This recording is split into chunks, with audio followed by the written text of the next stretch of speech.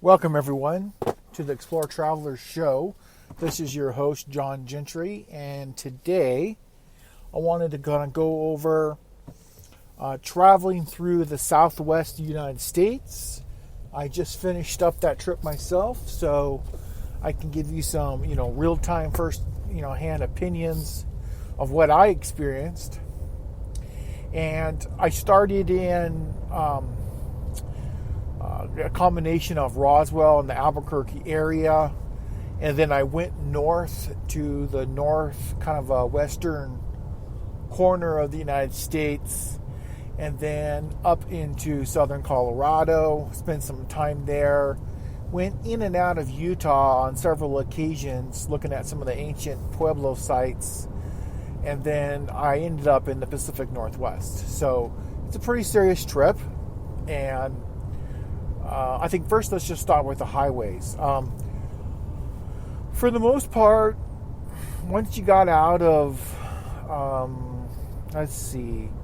the first 50 miles north of Albuquerque, maybe 25 miles out of Santa Fe, New Mexico, the roads kind of evened out. There wasn't as many people on the roads, although there is, I would say, there's a lot of RVers out there right now.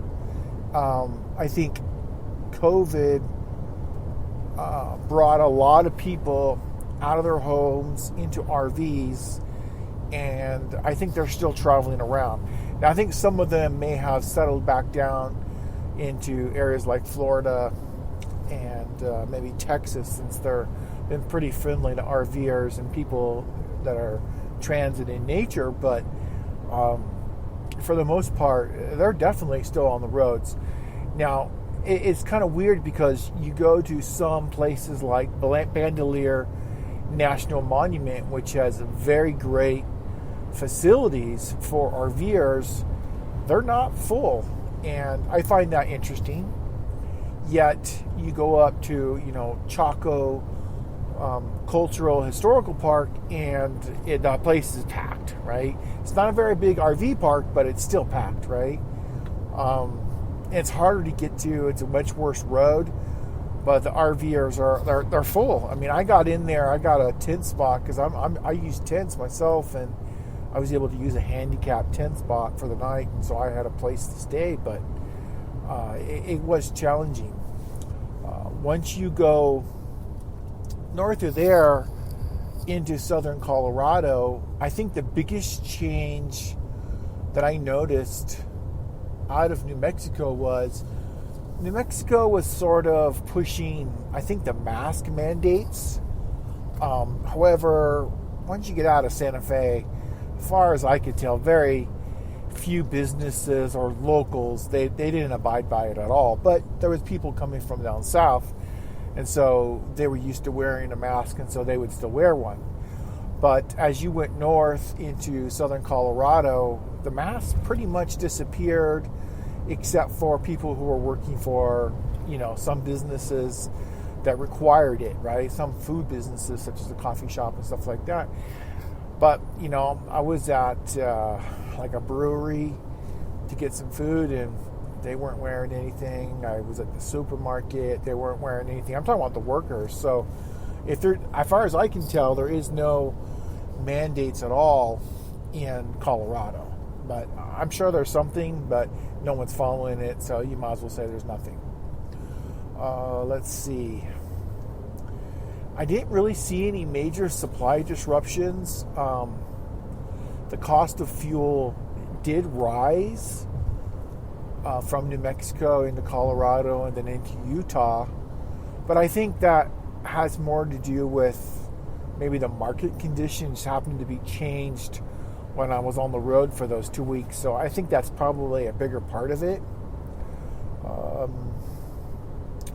I did see a lot of businesses that did not reopen. They just went out of business due to the heavy-handed COVID restrictions. So that was a pretty big loss, especially since they were all small businesses. So I would say that is probably the biggest negative that I've seen on my trip so far was the loss of very small businesses that are they've historically been the bedrock of the U.S. economy. And so once you take those away, pretty much all you're left with is giant corporate America, right? And so you get what you get, and you don't throw a fit. In other words, you can go to Home Depot and you can go to Walmart, and that's it. So we lost a lot of that. Hopefully, others will be able to move into those assets, but as of yet, I haven't seen that happen. Let's see, the road conditions as far as maintenance. You would think that state governments would have invested this time where there was no one on the roads to get all their state road maintenance done, but nah, they're not that smart. They're just way too stupid for that. So that did not happen. I'm seeing them beginning to, do that. I think this year, or I saw a significant slowdown, but the amount of maintenance on the road infrastructure it did not happen. And of course, states are going to complain that, we lost state revenue, blah, blah, blah.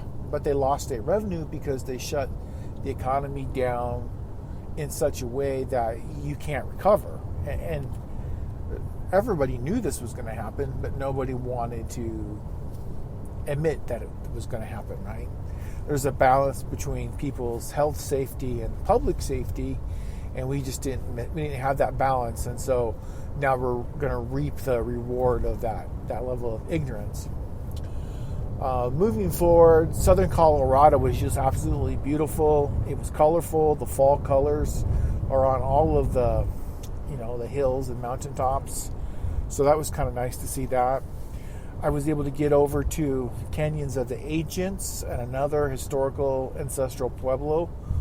Multiple sites, actually. And I just published a very large article that I'm still adding to. It's on the website at Exploretraveler.com. So please make sure to check that out. I got a lot of photos there. I'm going to be adding in some video as well, but it's going to take me a while because even though I'm no longer in the Southwest, I am still traveling. It's so it's just kind of hit and miss, and sometimes I'm camping, sometimes I'm at a hotel. If I get too tired, I just don't really get a whole lot done. So just keep that in mind that article is still ongoing. And there's also another article on Chaco Historical Cultural Park, and you can check that out. That's also in the ancestral Pueblo peoples. I actually ended up doing kind of a theme. So originally I got the idea in Albuquerque because of the petroglyphs around Albuquerque, which are from the ancestral Pueblos, and then I ended up doing a lot of writing about Bandelier National Monument, and then there was Chaco Historical National Park, and then Mesa Verde, and then the Canyons of the Ancients, and then Hovenweep. So it was just one ancestral Pueblo site after another. I pretty much have covered most of the big ones at this point, and some of the smaller sites. So if you want to see some really cool Indiana Jones type photos, keep looking at Exploretraveler.com because I have a lot there. It's amazing the kind of architecture that you can find in places where you would not expect it, right? So as I was traveling around southern Colorado, I found some ancestral Pueblo sites that were, well, to be honest, they were quite developed. I mean, they had a European sort of flair to them. I saw towers. I saw a certain amount of military sophistication and fortifications. I saw basically a small, castle type setup made out of mud bricks. So it was very interesting. And I wonder how much of the Spanish European influence had got into their architecture because of just kind of what I was seeing. So I think that was very, very interesting. once you got into kind of northern Colorado, the Pueblo sort of went away and kind of got into natural rock formations, canyons, and the such. And once you go from, northern Colorado across the border into Utah, you got all these, rock formations. And I captured quite a few of those, and I'll have an article and some video of some trails within Utah of, the canyon land. So there's a lot more to come. I would say out of all the photos that I took that sort of took my breath away was, even though I was not able to get super close to the cliff dwellings of Mesa Verde, the photos that I did get, using the zoom lens, they're so good, they almost look fake. Actually, you would think it was a fake model. Like I went into a museum and I took a photo of a model, but I didn't. I mean, it's actually real. So when you do see those photos, those are real photos. I really was there. It's not a model. People really did build that into the side of a cliff. And, as with most of the sites that I've seen with Ancestral Pueblo, they were very much aware of danger.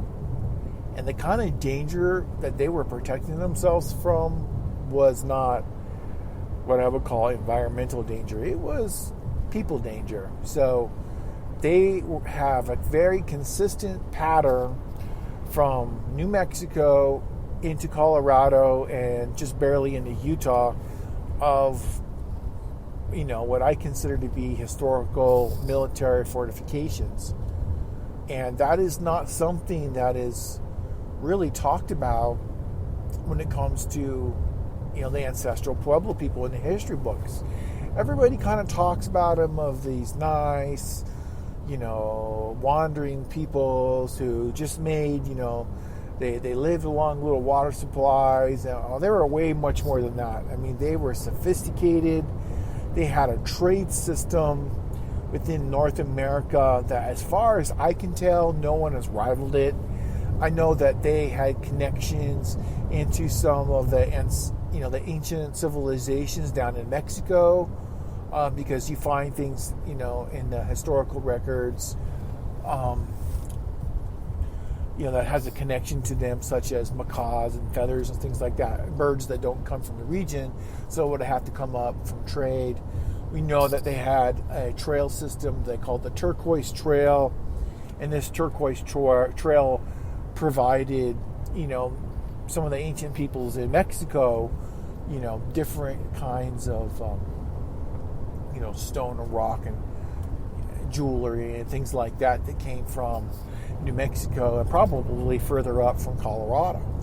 So there was clearly an exchange of technology. And the technology that I'm referring to is architectural building technology. And you'll see in some of those photos that I took that you got doorways, right? And people kind of take for granted the significance of a rock doorway. It's one thing to build something straight up with rocks or straight up with mud bricks and then put a log over the top and then put more mud on top of that and create a doorway. That's one way, right? But if you're just using rock, now you have to have a way of stacking the rocks, a certain functional way for that to happen. And that is a form of building technology.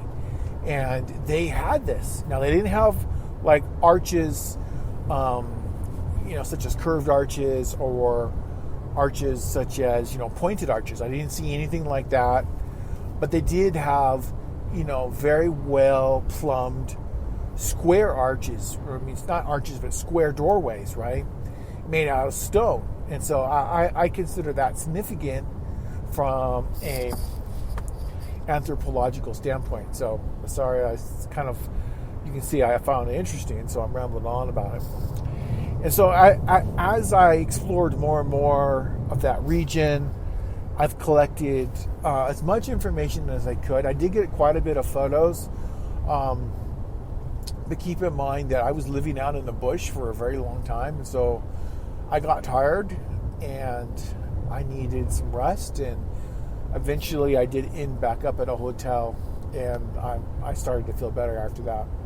But it takes a time. It takes a toll on a person living out in the middle of nowhere, without very many people. You just, whatever food and whatever water you have is what you have with you. And so it's not without its challenging. It's hiking these remote trails and getting these photos. As cool as it is, it can be a little bit, daunting, right? So as I went into Utah, I was thinking, okay, well, I don't know much about, Utah in the days of, post-COVID, so I wasn't sure what to expect. And honestly, I didn't really see much of a change from Colorado to Utah. So if there was some sort of, you need a mask to do this or do that, I didn't notice it. But I didn't go into very many restaurants. But the few I did go into, I never noticed anyone wearing a mask. I didn't notice any of the workers wearing a mask very often.